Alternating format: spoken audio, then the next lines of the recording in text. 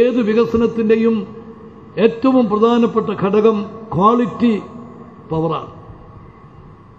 ആവശ്യത്തിന് വൈദ്യുതി ഉണ്ടാകണം, അത് ഏറ്റവും മെച്ചപ്പെട്ട രീതിയിൽ നമുക്ക് എത്തിക്കാനും സാധിക്കണം, ക്വാളിറ്റി പവർ.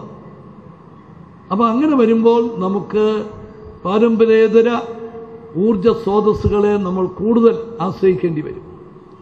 ഇന്നുകൂടി ക്യാബിനറ്റ് നമുക്ക് സൗരോർജം സംബന്ധിച്ച നയത്തിന് ഇന്ന് രൂപം കൊടുത്ത് അത് ഇന്ന് പ്രഖ്യാപിച്ചു കഴിഞ്ഞിരിക്കുകയാണ്.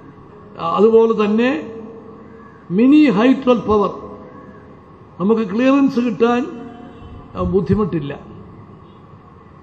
പക്ഷേ ആ രംഗത്ത് നമുക്ക് ഇനിയും വളരെ ദൂരം മുമ്പോട്ട് പോകേണ്ടിയിരിക്കുന്നു. നമുക്ക് പരിസ്ഥിതിയെ ദോഷകരമായി ബാധിക്കാത്ത വിധത്തിൽ, പരിസര മലിനീകരണം ഇല്ലാത്ത വിധത്തിൽ നമുക്ക് വൈദ്യുതി ഉൽപാദനം എന്ന് പറയുമ്പോൾ മിനി ഹൈഡ്രൽ പ്രോജക്ട്സും സൗരോർജവും നമുക്ക് മുഖ്യമായും ആശ്രയിക്കേണ്ടതായിട്ട് വരും.